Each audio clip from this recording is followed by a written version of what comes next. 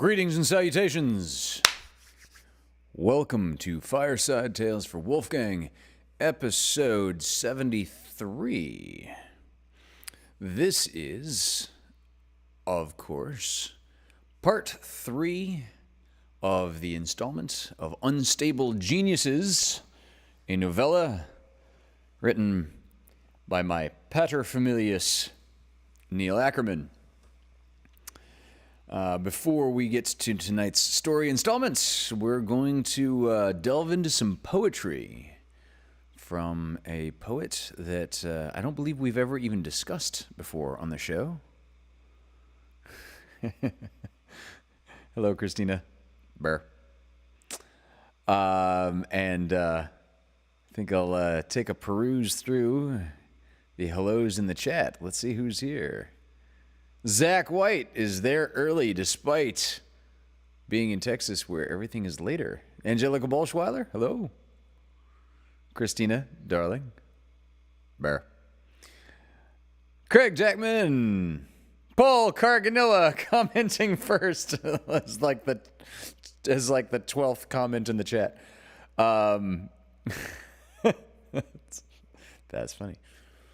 Hello, Kelsey Blaine Gibson, darling. It was great partying with you out in the open seas. Weekend before last now?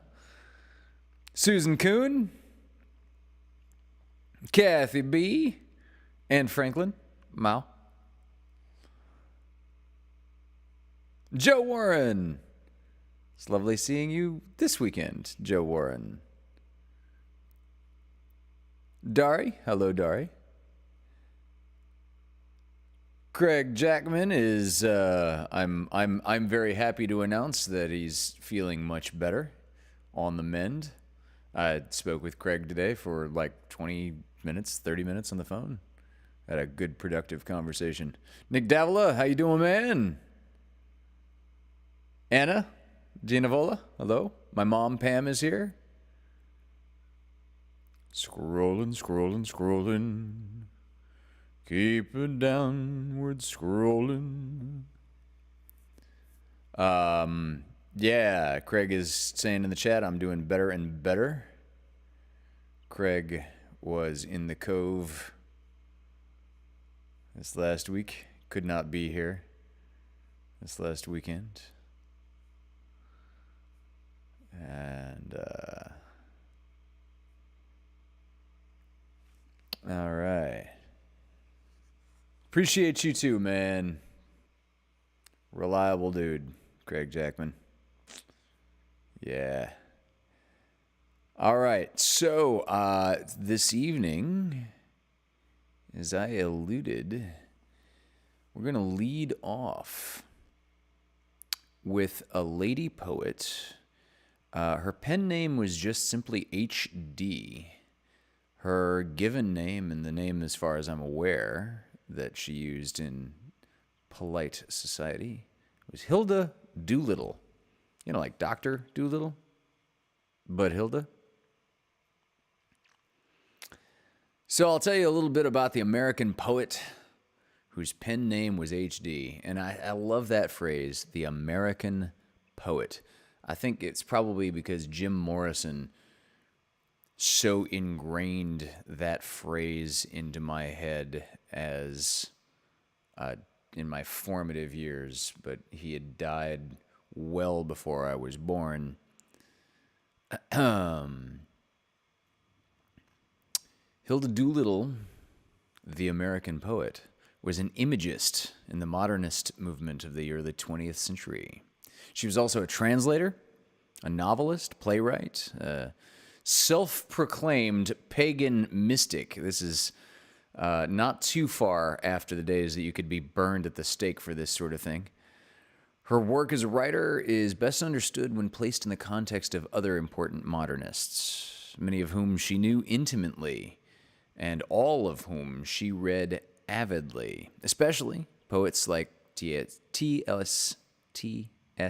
Eliot, you know, the Cats guy, William Butler Yeats, William Carlos Williams, Marianne Moore, Wallace Stevens, and Ezra Pound. Ezra Pound was Miss HD's first love. So a lot of those folks, those characters, those poets have been featured here on Fireside Tales, as a matter of fact. Yes, no. Well after 1490. Yeah, I predate all of them. HD's life, as well as her work, are the essence of the central themes of literary modernism. This was the time when people and writing styles wanted to get away from the norms and confinements of the Victorian age. Society had gone through rapid technological change and the violence of 2 world wars at this point. Literary styles reflected the disintegration of traditional modes and the quest for new meanings. HD's poetry reflected a woman's perspective on love and war, birth and death, during this tumultuous period which culminated in the atomic age. Because of her work as a writer, because it spanned 5 decades of the 20th century, not all of her stuff is in the public domain, but everything that I'm going to be reading here this evening is in public domain. How's this for anatomically accurate and controversial? She wrote a book called Hymen, published in 1921. On a totally unrelated note, I'm going to say hello to Patty Pinkstaff, who just showed up in the chat. Hi, Patty. And Christina, who says I look cute with 5 or 6 E's. Thank you, darling. So from the book, that had to be like the worst segue of all time. I'm going to jump back from Hilda Doolittle. Take 3. From Hilda Doolittle's book, published in 1921, called Hymen. This poem is called Leda, where the slow river meets the tide. A red swan lifts red wings and darker beak, and underneath the purple down of his soft breast uncurls his coral feet. Through the deep purple of the dying heat of sun and mist, the level ray of sunbeam has caressed the lily with dark breast, and flecked with richer gold its golden crest, where the slow lifting of the tide floats into the river and slowly drifts among the reeds and lifts the yellow flags. He floats where tide and river meet.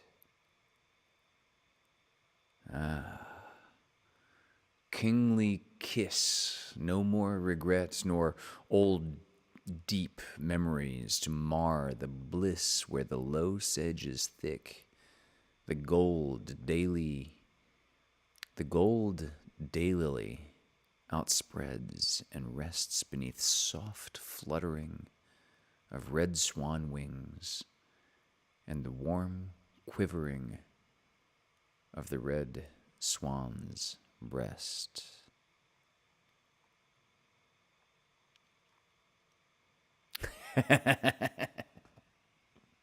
Sorry, I'm seeing Christina Beelan has for the nerd appeal has slipped a Rick and Morty reference into the chat. Hyman Cholo, youngling.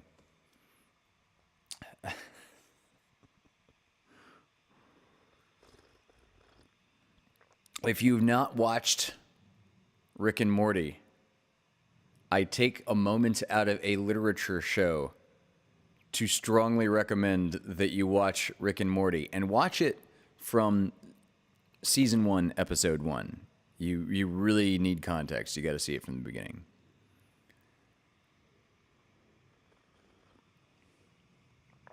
Hyman Cholo. So moving right along.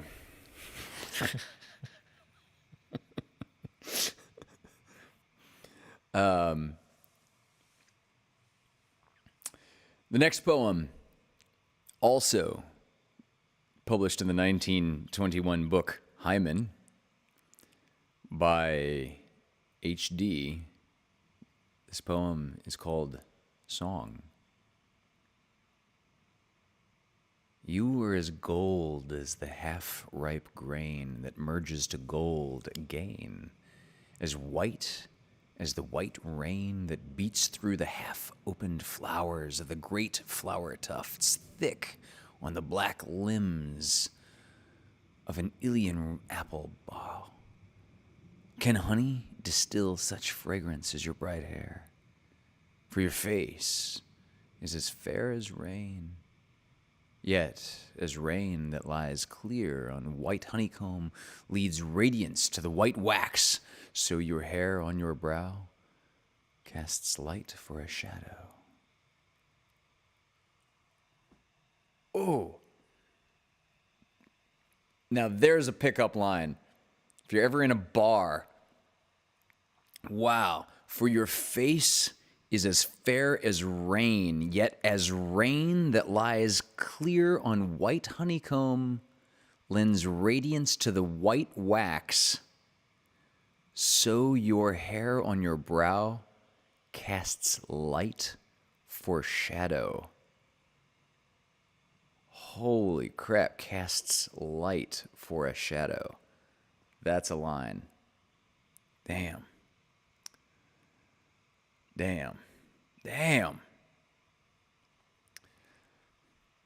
Hello, Christy Davila. Chimentolo. Again, watch Rick and Morty.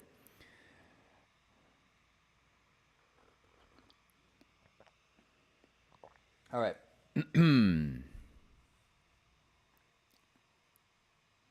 So romantic indeed. I love that sound. Here's another poem.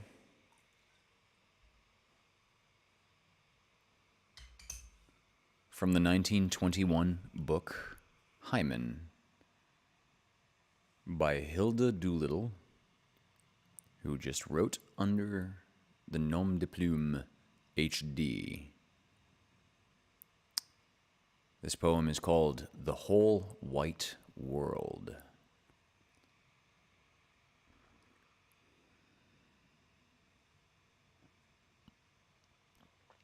The whole white world is ours, and the world purple with rose bays, bush on bush, group, thicket, hedge and tree, dark islands in a sea of gray-green olive or wild white olive, cut with the sudden cypress shafts in clusters 2 or 3, or with one slender single cypress tree, slid from the hill as crumbling snow peaks slide, citron on citron fill the valley, and delight waits till our spirits tire of forest, grove, and bush, and purple flower of the laurel tree, yet not one wearies, joined as each to each in happiness complete with bush and flower. Ours is the wind breath at the hot noon hour. Ours is the bee's soft belly and the blush of the rose petal lifted of the flower.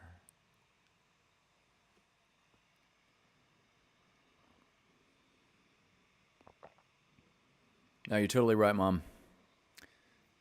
Pam Ackerman is saying, make a song of it. Yeah, that is just the line is public domain.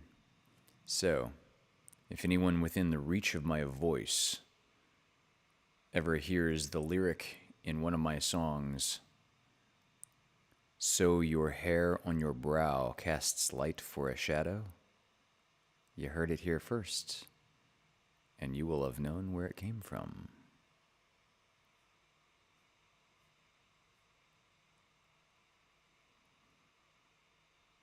One of the creatively happiest days of my life was once upon a time I suddenly realized that I had been mishearing a Mazzy Star lyric for about 10 years. And the day I realized that I had misheard that lyric, which was a lyric I loved, it was sacred. It was poetry. And the moment that I realized that I had been mishearing it for a decade and that's not what she was singing was the moment that I realized that was my lyric. Even as a mistake that I attributed to some other lyricist, no matter how you rationalize it, I'm the one that made it up. And I did use it, but I'm not going to tell you what it was.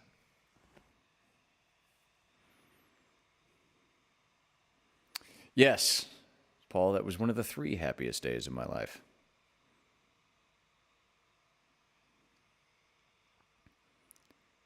When you're a heavy doom and gloom artist, sometimes you gotta count the happiest day of your life like in multiples, you know.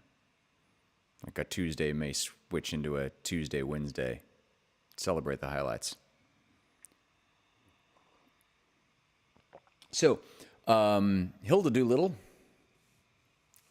here to aforementioned under the nom de plume as HD, also wrote another book published in 1916 called Sea Garden.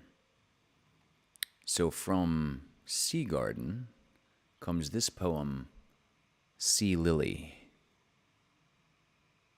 Reed, slashed and torn, but doubly rich.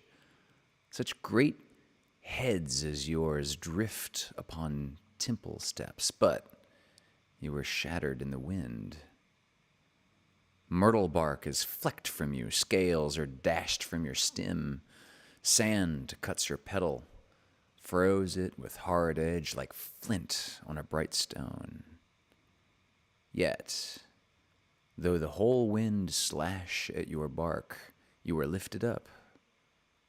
Aye, though it hiss to cover you with froth.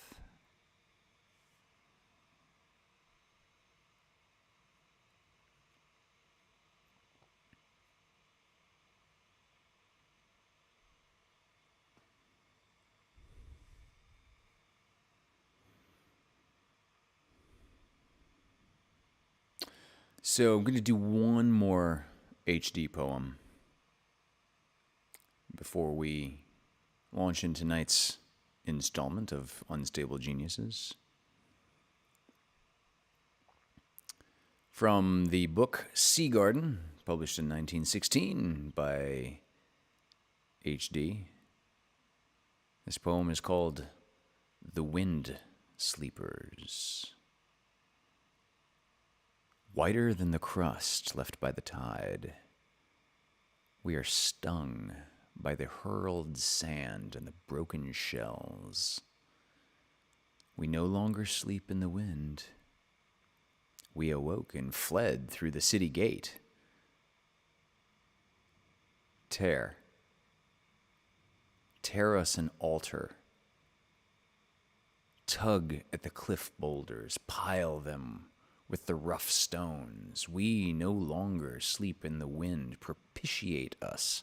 Chant in a wail that never halts. Pace a circle and pay tribute with a song. When the roar of a dropped wave breaks into it, pour meted works of seahawks and gulls and seabirds that cried discords.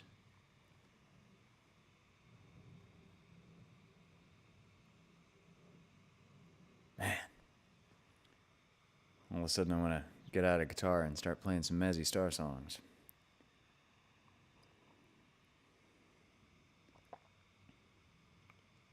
Somebody reminds me, in this week's Lovecast, I'll play the Mazzy Star song with hereto referenced misheard lyric. Still won't tell you what the lyric is, but I'll play that song for you. Love that sound.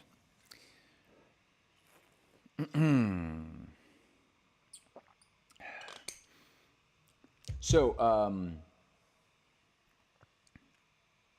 if there's anyone within the sound of my voice that is not aware, this show goes out to two different public access stations, cable access stations, and is also an FM radio podcast.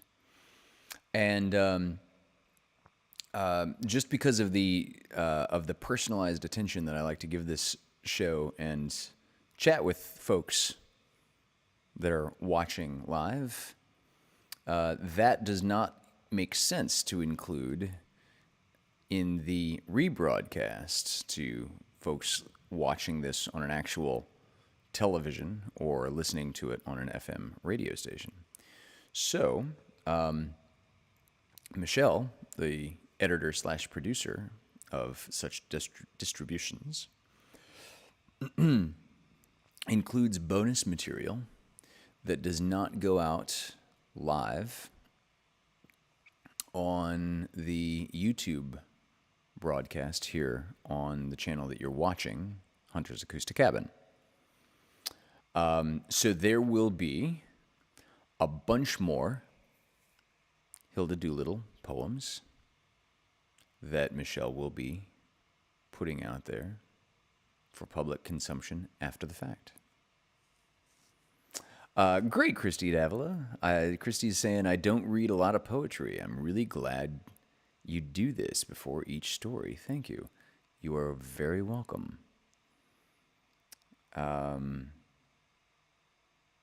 Christina likes the poetry so well, it kind of keeps me on track. So she has reminded me a few times when I've suspected or been under a misguided idea that the poetry is getting boring. She reminds me of the poetry and how much she likes it. So thank you, darling.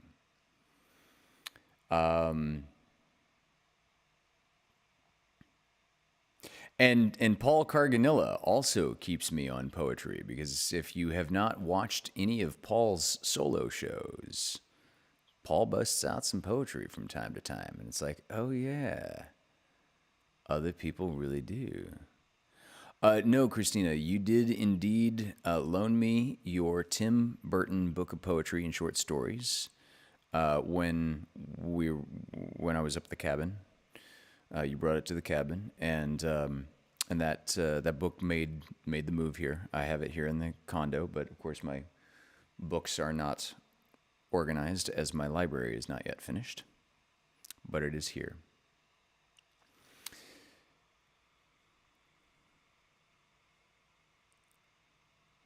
So, before we launch into Part 3 of Unstable Geniuses, we need a rehash of Part 2. So the Unstable Geniuses, chapters 7 through 10, Part 2, is as follows. Word spread quickly once it was revealed that Vladimir Frisbee, the guy that talks like this, was the winner of the $10 million lottery prize. The notoriety brought him many offers, including a guest appearance on Reverend Jimmy B. Sunshine's television show, plus investment advice from the hedge fund manager Damien Hyde. And finally, a chance to earn additional cash by assisting Admiral F.U. Nagomo to spirit $15 million out of Nagomo's native country of Nigeria. Yep. He got a Nigerian prince email. Vladimir said no to the Nigeria deal and instead introduced Admiral Nagomo to his incarcerated nephew, Kermit Plaid, who viewed the offer as a great opportunity. Once Plaid was released from prison, he headed to Chicago, intending to work with his newfound benefactor and to earn his cut, which would amount to 20% of $15 million. No Nigerian prince has ever, or Nigerian admiral, has, of course, ever emailed someone with malignant intention. Vladimir's farcical appearance on Reverend Jimmy B. Sunshine's television show revealed that both Reverend Jimmy and his sister, Melba Jean, were money-grubbing swindlers who, amongst other things, begged their listeners to buy them a personalized jet, which they intended to name Flying Jesus. One of Vladimir's problems was that he did not actually purchase the winning ticket. He only found it on the dead body of Park Ranger Dale Chumley. Chumley had taunted his own ex-wife, Wilma, by texting her a message saying that she would get no part of his winnings. In a photograph form, of course. Wilma's brother, Harley, confronted Dale, and a struggle ensued, which resulted in Chumley's death. A few weeks prior to Chumley's unfortunate demise, several people had witnessed Vladimir threaten to kill Chumley, which placed the innocent Vladimir Frisbee in the vulnerable position of prime suspect. And that is where we pick up with part 3 and chapter 11.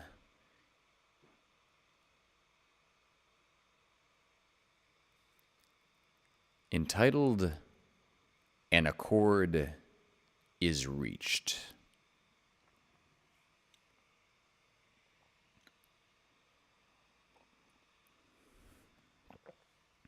Someone posted Vladimir's evangelical Lutheran beat interview on YouTube, and it quickly went viral.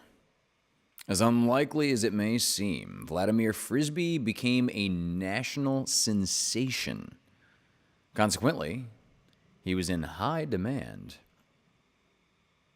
giving several radio interviews and making an appearance on NBC's Late Night with Seth Meyers, which the old man used as a bully pulpit to rail against Presbyterians, park rangers, and Hindus, saying that he read on the internet that the Grand Canyon had hired a Hindu park ranger.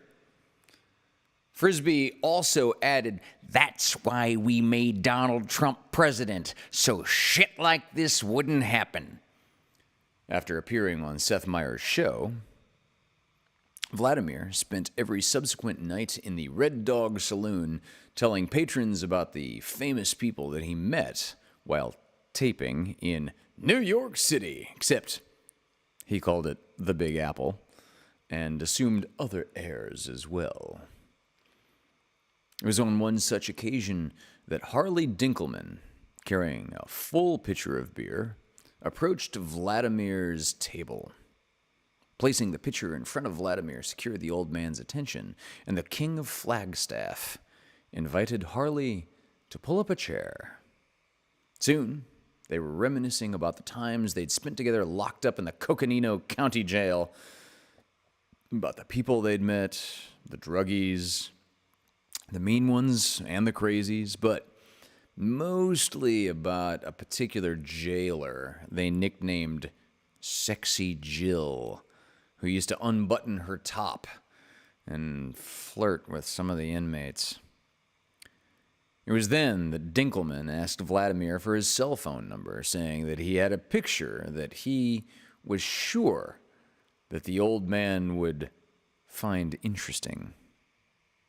Frisbee, thinking the photo might have something to do with Sexy Jill, gladly recited his number, which Harley added to his contacts.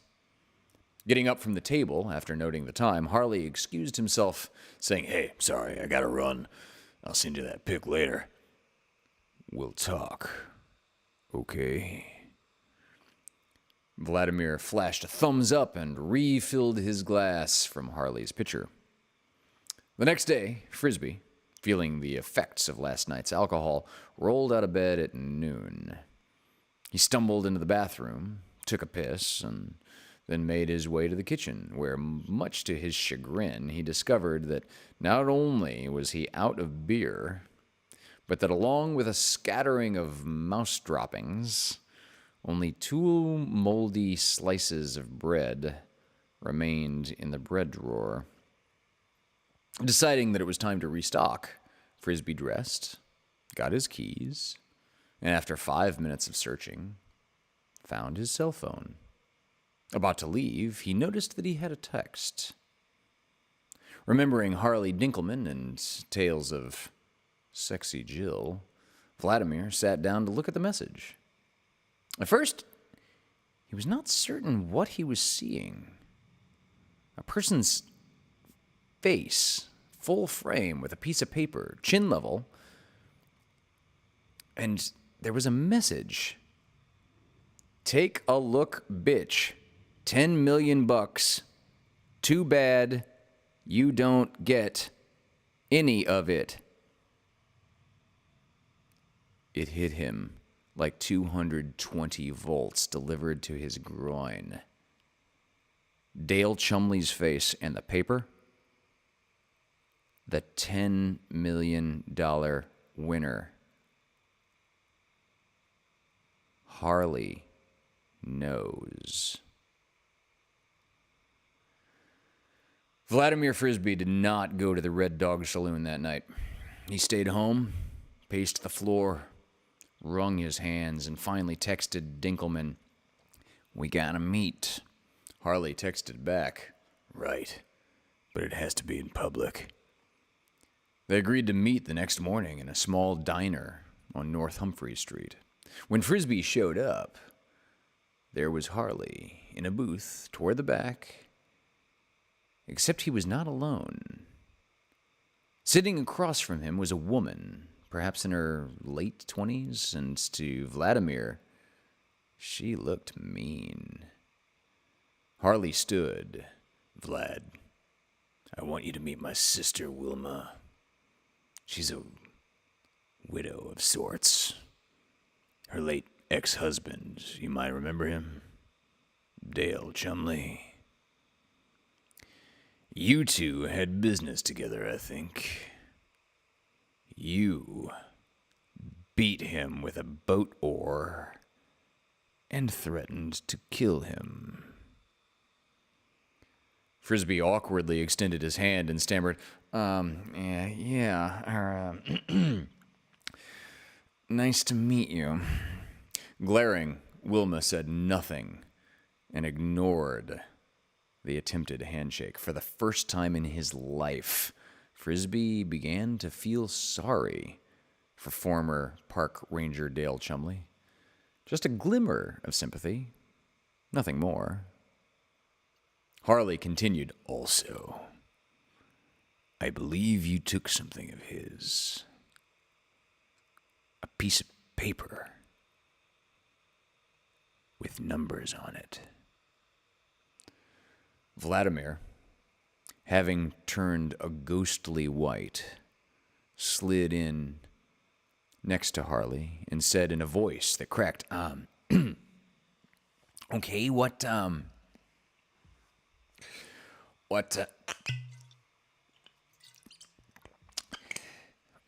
you want?" "Half."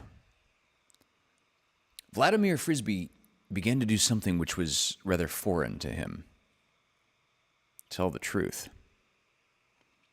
It's not 10 million. The government left me with 6.3, and I spent 300,000 on a houseboat. The rest is invested. Vlad,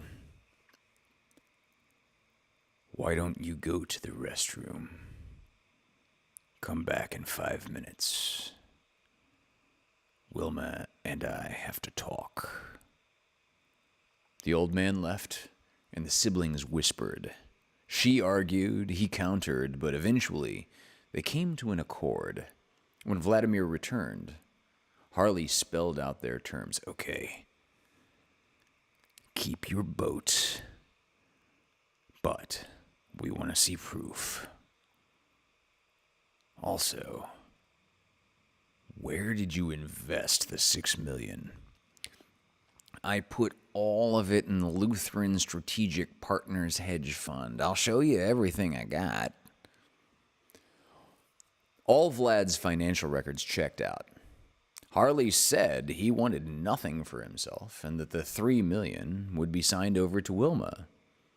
After some research, the ex-Miss Chumley said, "Let her ride," electing to open a Lutheran hedge fund account, and she had Vladimir transfer her $3 million into it. Chapter 12.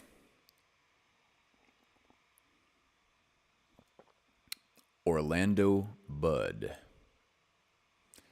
Nicknamed the Boss, Orlando Budd was a quiet giant, 6'10", and strong as an ox.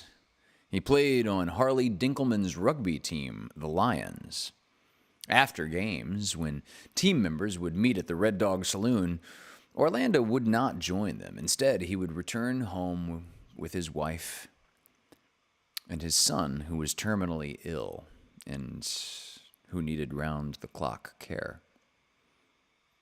Expected to live only to see his first birthday, young Alex Budd had surprised everyone by reaching the age of 3. The doctors said that 2 things were responsible: a medication called 10-hexatin, taken twice daily, and the Lions rugby team. Dressed in a lion costume, Alex became team mascot and would roar with every score. Alex had lion posters, lion pajamas, lion toys, and his parents would tell him that he had the strength of the king of the African savannah. One day, Alex Budd told his father, "If I'm a lion, you should be one too." "But I am. I play for the Lions."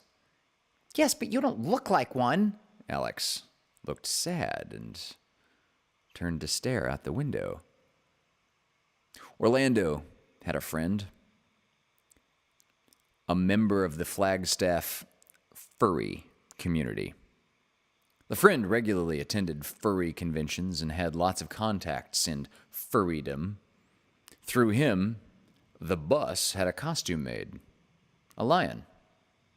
Nothing expensive, brown, a mane, paw gloves, paw shoes, and no tail.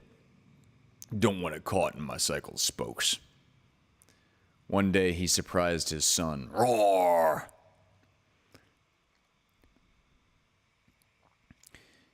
10-hexatin cost $5 per pill, and 2 pills per day, even without insurance.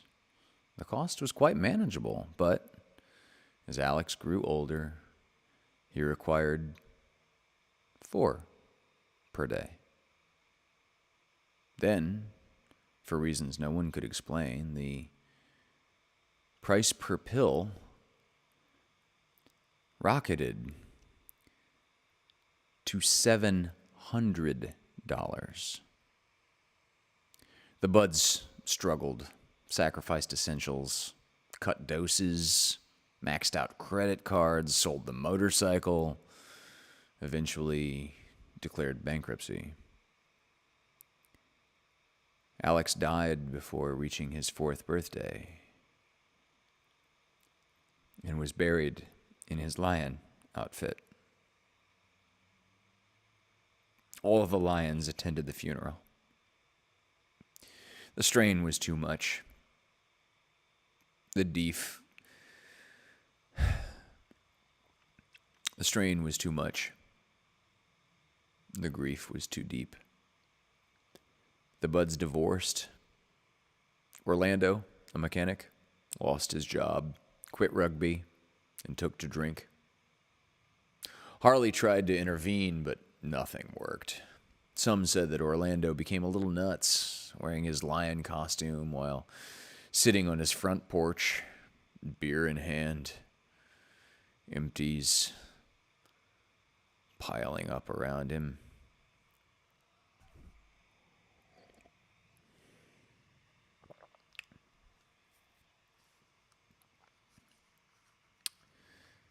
Chapter 13. The news hits hard.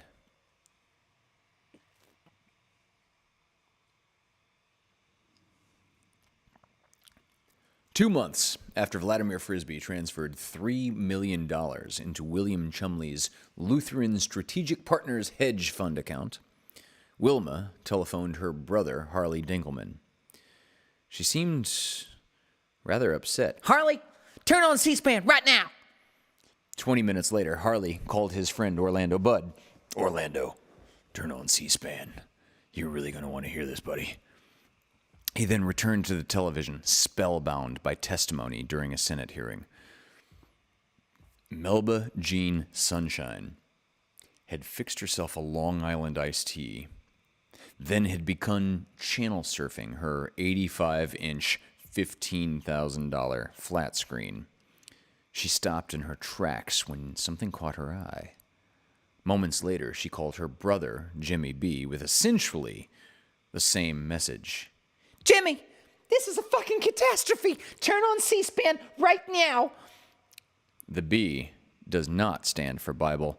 According to his birth certificate, his given name is James Benjamin Schultz. Vladimir Frisbee's wife, while shopping for a new television, stared, open-mouthed, at the screen of a live broadcast. She then scrambled for the phone in her purse. She went to favorites, poked Vlad's number, and left this message.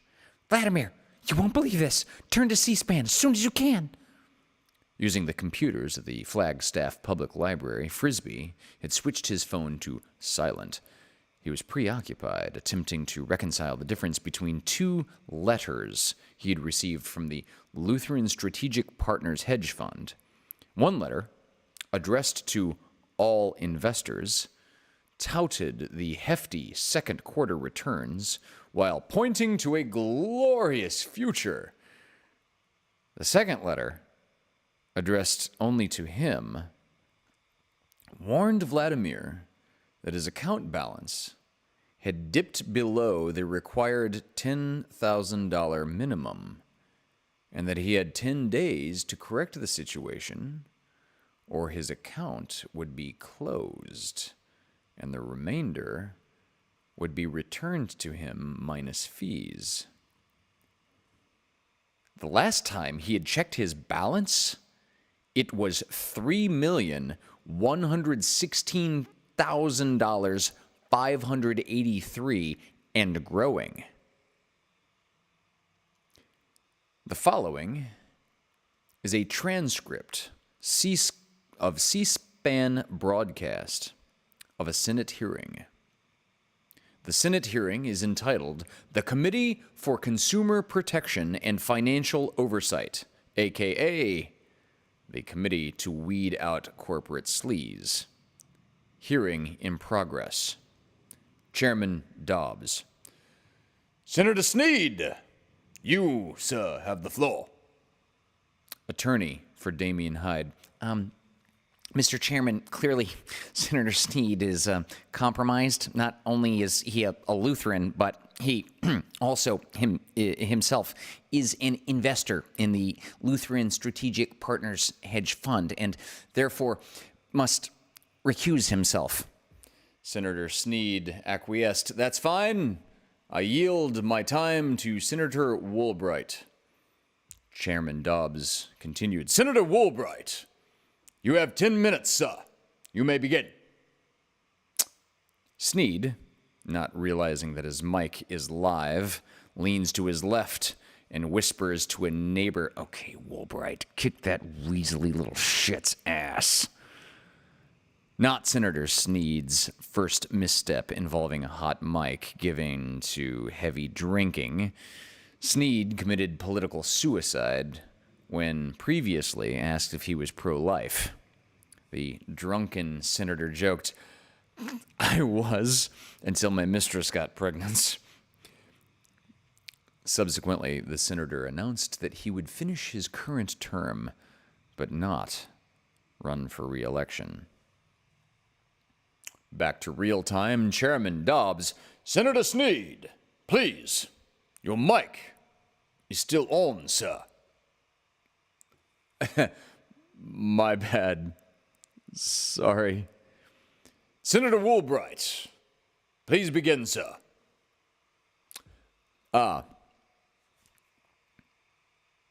Thank you, Mr. Chairman.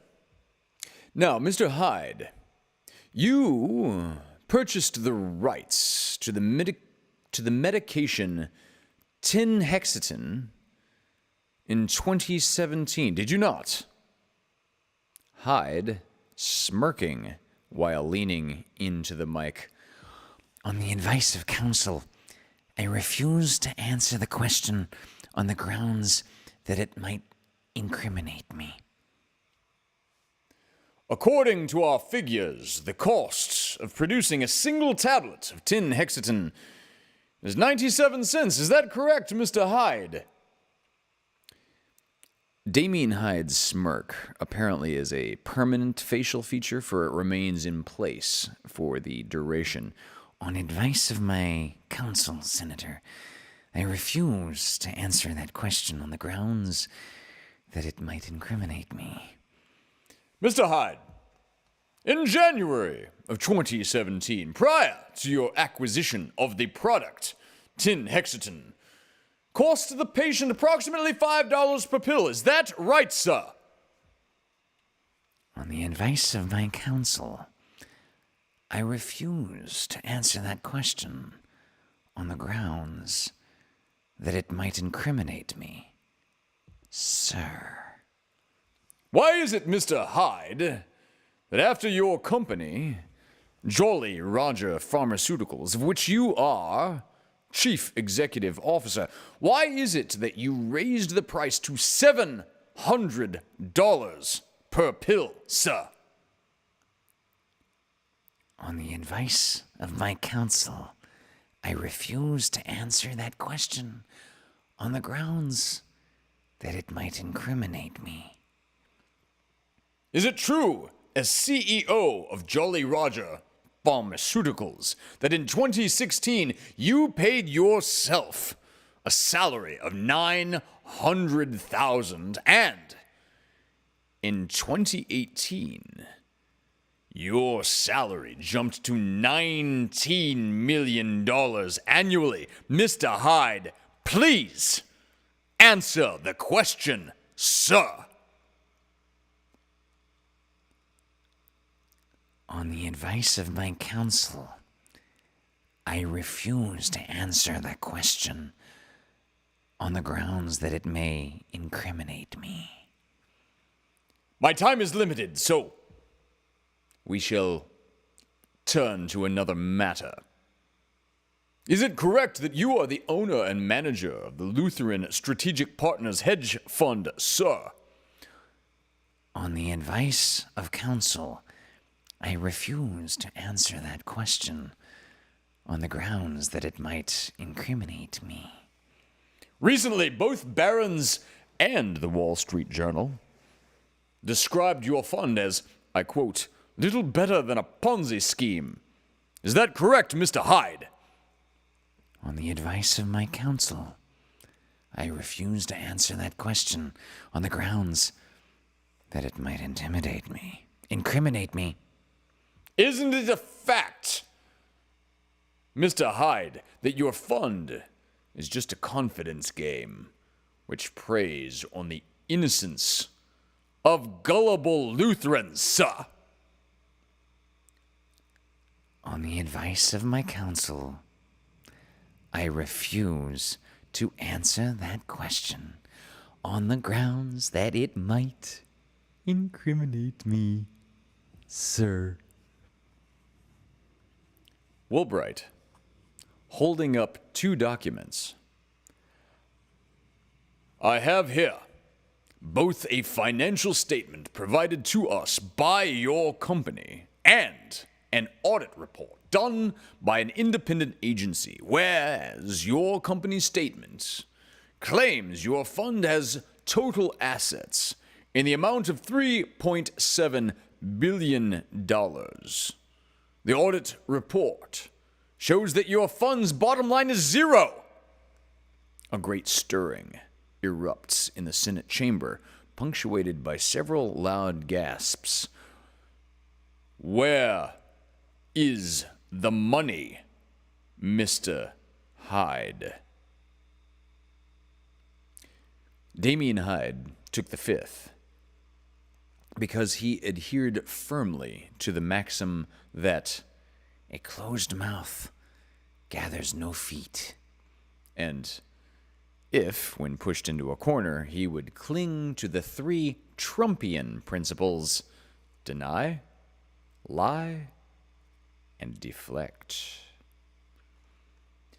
Later that day, Damien Hyde boarded his new private jet, a Gulfstream G600, and flew nonstop Washington, D.C. to Phoenix, Arizona, traveling 600 nautical miles per hour, and in the process did not bless any of the millions of peons residing 30,000 feet below. Had he been present, Vladimir Frisbee would have been relieved to learn that no angels had been harmed during the 1,979-mile journey. The following day, Damien Hyde's smirking image was front page, and the headline read, Damien Hyde, most hated man in America.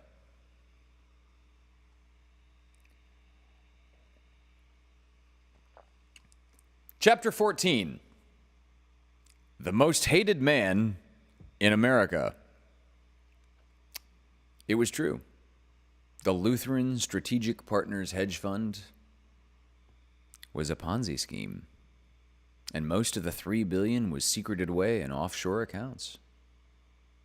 As expected, a mixed bag of press, paparazzi, and protesters lay in wait for Damien Hyde at Phoenix's Sky Harbor Airport. Plus, he knew for certain that the U.S. Marshal Service would be knocking on his door with a warrant for his arrest. Best to avoid everyone for the time being. He had the foresight to call the Phoenix office of Jolly Roger Pharmaceuticals and set up a plan to evade them all. His longtime friend and co-conspirator, D. Bentley Brown, shared many things in common with him: height, weight, age, complexion. Before Hyde's arrival, Bentley rented a room and paid for 2 weeks up front. Upon Hyde's jet touching down, the co-conspirator took up a position in an airport restroom stall. With 2 security guards blocking the entrance, Damien occupied the adjoining stall. There, they exchanged cell phones, shirts, and jackets. Hyde also gave Brown the magazine that he used when leaving the G600 to cover his face when surrounded by news-hungry mob. Bentley, in turn, supplied his boss with wig, hat, dark sunglasses, and a hotel room keycard. 10 minutes after the exchange, while covering his face with the magazine, the imposter emerged from the restroom. The 2 security guards ran interference as Bentley pushed through the crowd to a limousine with Jolly Roger Pharmaceuticals emblazoned on the side. 5 minutes after that, Damien walked nonchalantly out of the restroom and used Bentley's phone to call an Uber.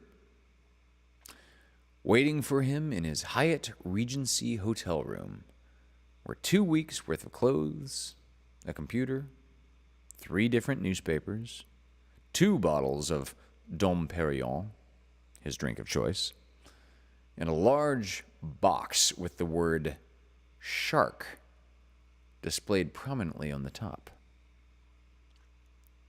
3 hours later, and having emptied both champagne bottles, Damien sat alone, contemplating his future. The week had been a disaster. He had a deck of cards and half-heartedly practiced sleight of hand. It had been a long time since he had last dealt 3-card Monte, and he had grown rusty. His attorney said prison was a virtual certainty, and he could face 7 to 15 years if found guilty.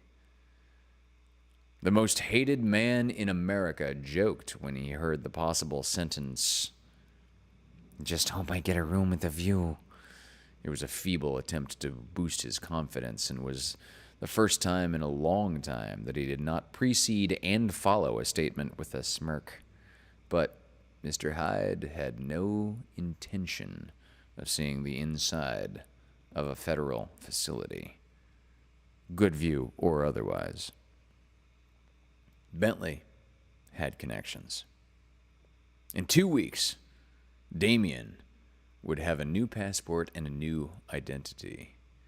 He had narrowed his future home choices to either Croatia or Ukraine, 2 nations with no extradition treaty with the United States. He had never been to either, but with the information he gathered from the internet at the moment, he leaned toward Croatia.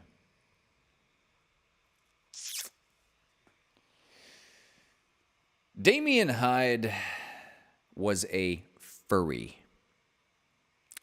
Whether he felt alone or needed bolstering, he would don his $10,000 shark costume.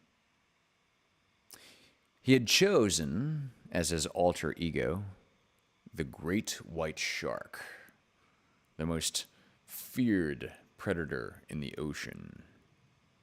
He cut a strange image shuffling his deck of cards while sitting alone in his shark outfit. A shark that could be described as buff, something that Damien was decidedly not. Pudgy and rounded accurately captured Mr. Hyde's physique. Mr. Hyde was born a crook.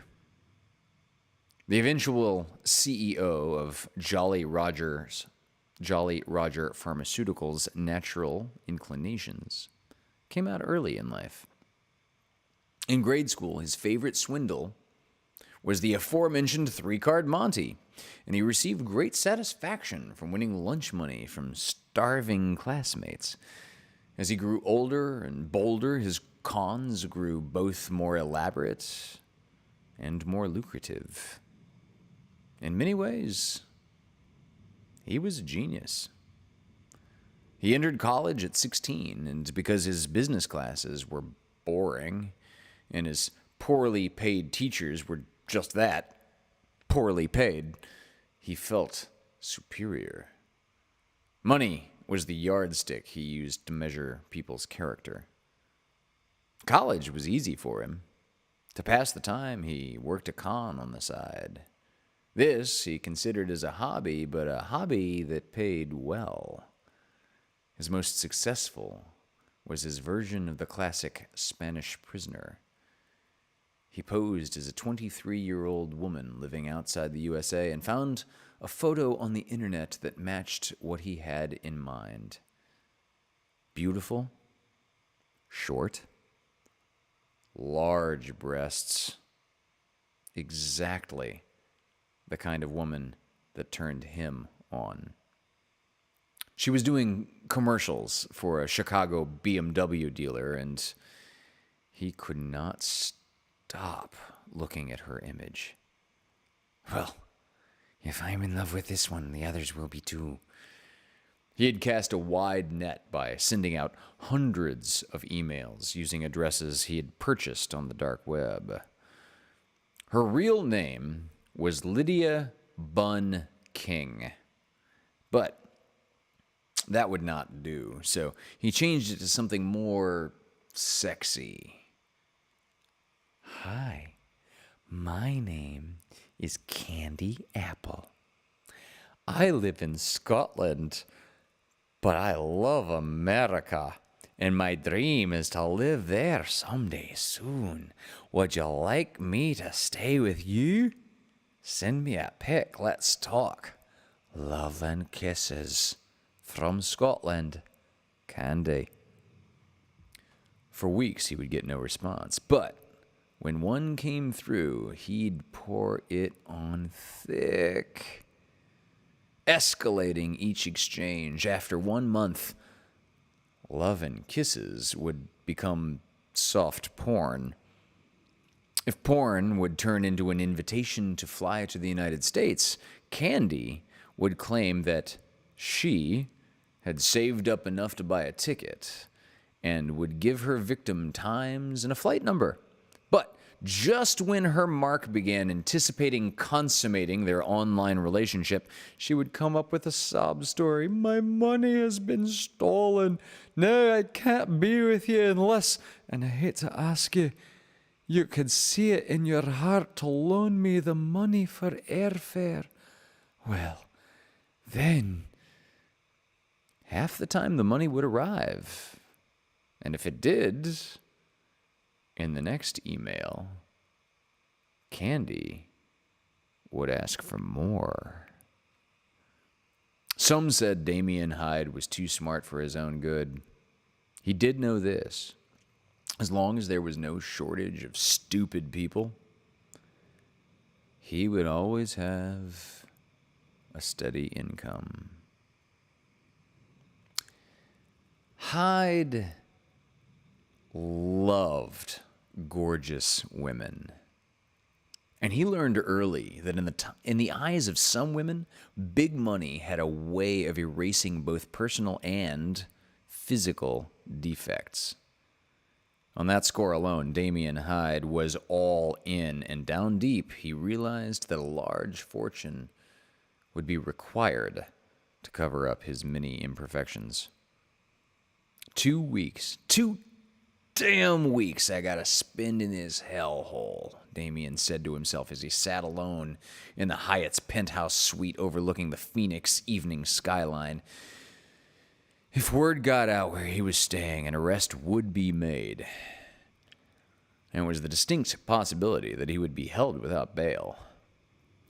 Boredom weighed upon him, and he found it oppressive.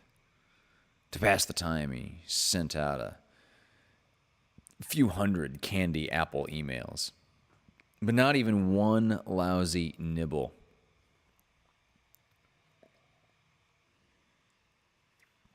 FurCon Phoenix was the following weekend, the largest furry convention in the American West. He'd never missed the event, and this, the 10th anniversary, was sure to be a bash to remember, one that he was loath to miss. Finally, he caved.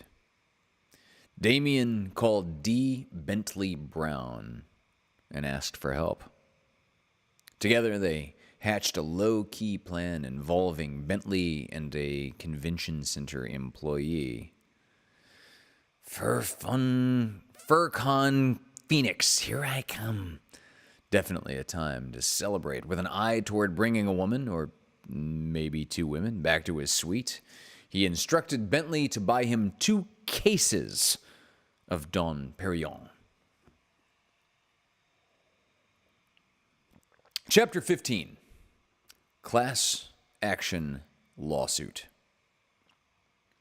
24 hours after Damien Hyde's Senate hearing, Vladimir Frisbee received a special delivery letter from the law firm of Cockburn, Drexler, and Storm, informing him that as an injured party, he was invited to a meeting in Phoenix to discuss filing a class action lawsuit against the Lutheran Strategic Partners Hedge Fund, Damian Hyde, fund manager.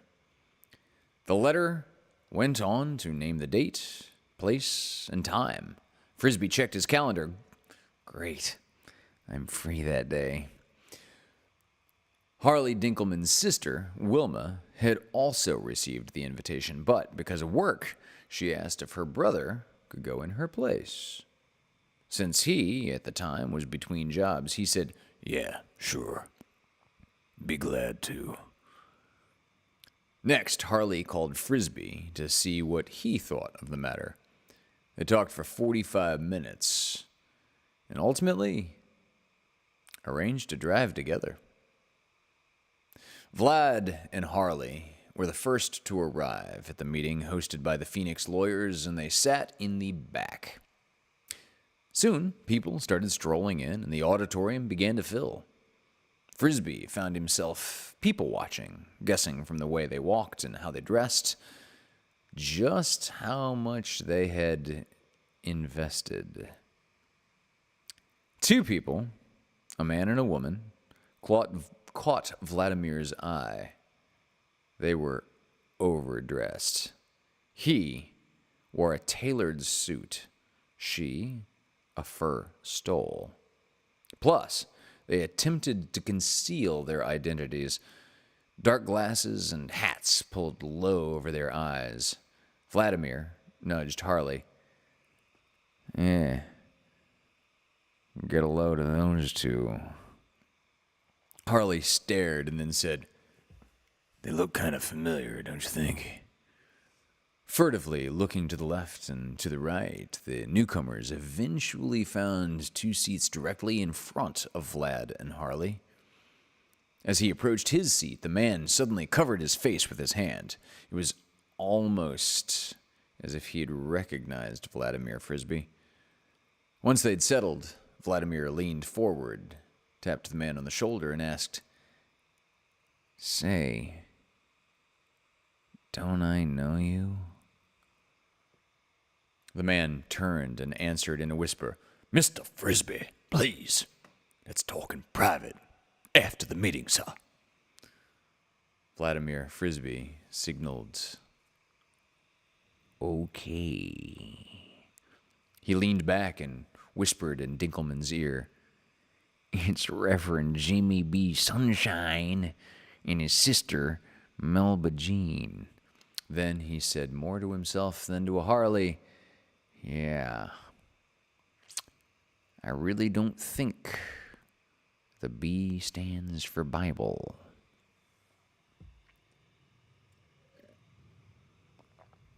Well, I'm really happy that we have such a large turnout. The voice over the microphone brought the crowd to attention. Vladimir sat up straight and looked to the man on stage. "My name is Napoleon Storm, and I want to welcome you all to the Phoenix." Immediately, a man in front jumped to his feet. Mr. Storm, can you get us our money back?" Well, yes, that is our intention, of course. But how much of it? It's been our experience in cases like this that you can expect 10 cents on the dollar, 20 if you're lucky. A collective moan erupted from the audience. Vladimir leaned to Harley. "Fuck that shit." Meanwhile, Reverend Jimmy whispered to Melba Jean, 10 cents on the dollar? With that, we can't even buy a Cessna Citation Jet M2. Might as well keep the one we have." Someone up front, "Can you see to it that the bastard spends the rest of his life in jail?" Well, now that, sir, is a matter for criminal court. What we will be filing is a civil action.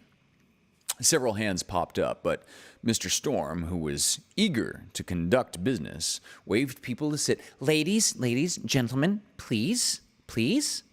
We will entertain questions later.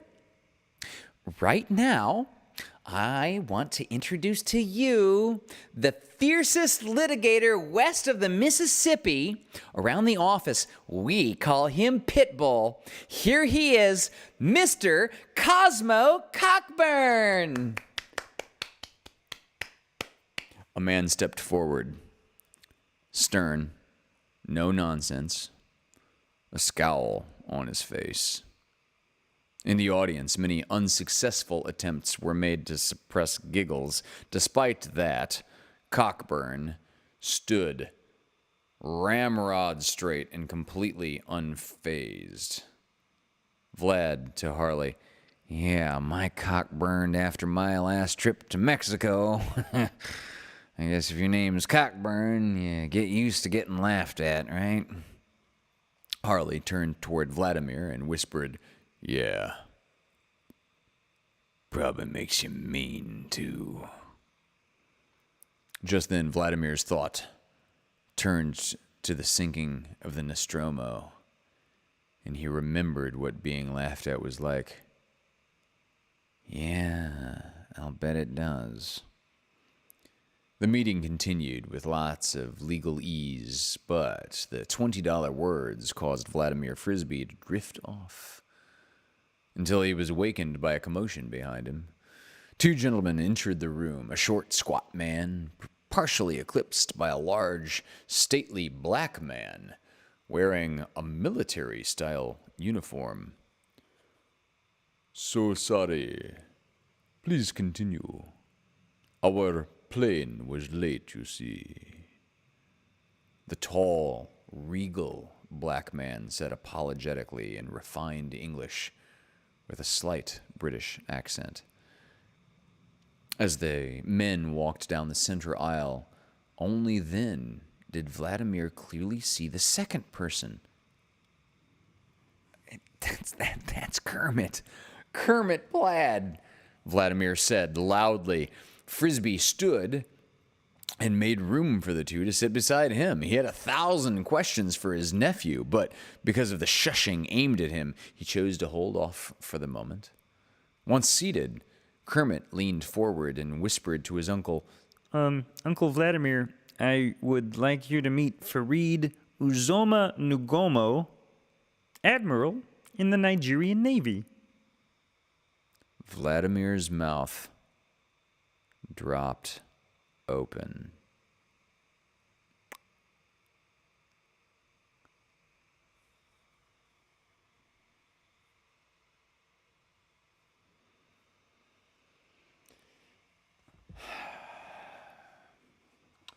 Yeah. So the Nigerian prince scandal has an actual Nigerian admiral.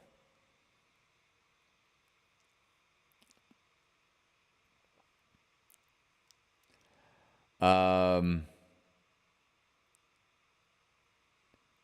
don't know, Zach, who pays $15,000 for a flat screen TV? Somebody that's not paying taxes. And I think the description was 85-inch flats. Like, I don't have walls that would fit that. So, I don't know.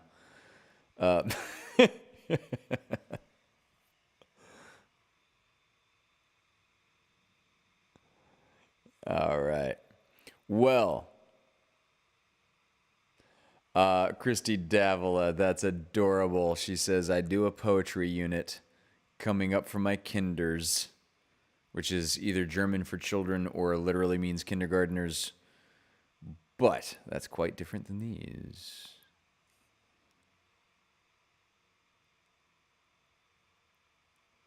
Yes, indeed. Yes, indeed.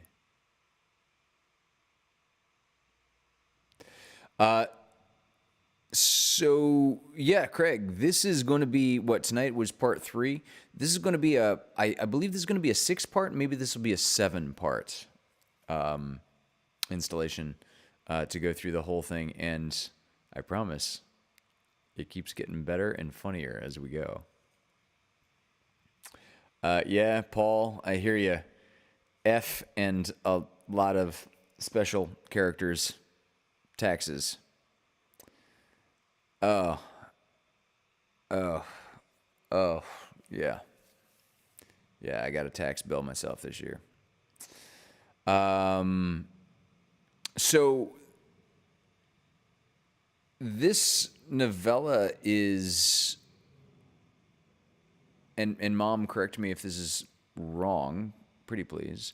This is available on Nook as well as Kindle, as well as I think you can get a printed copy through Amazon. Is that correct, Mom?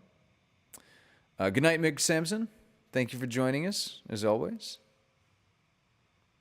Emily Thatcher. I don't think I said hello to Emily yet. Hello, darling. Yeah, where is this book currently available? Is the question du jour. I will let you put that in the chat and just sign off and say to all the folks. Oh, not yet. It's not yet publicly available. Okay, thank you. All right. Well, that is going to conclude this evening's edition of Fireside Tales. Join us for Lovecast 102 this coming Thursday at 6 o'clock. And to promote 2.5 weeks in advance, those of you who are good at math will instantly recognize that Lovecast 104 is going to be the 2-year anniversary. And we will see Dancing with Dari tomorrow at 7:30. Is that correct? And, of course, Amanda on Demanda is going to be Wednesday, also at 7:30. And there's going to be a Deep Cuts Wednesday night that I may or may not be a part of yet. I've got a job on the other end of town that does not get out until late. We will see if I will make it back to my camera and microphone in time to join Deep Cuts. I am cautiously optimistic that I will. There's also going to be a Paulie's Online Variety Show small cast campfire edition this coming Saturday, the 16th.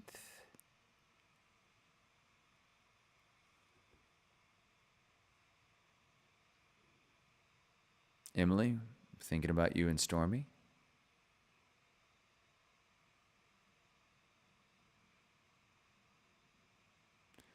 You're very welcome, Patty. Dari, will see you for some aerobics tomorrow. Get the cardio going in Zumba. And thank you all. I love you. Good night.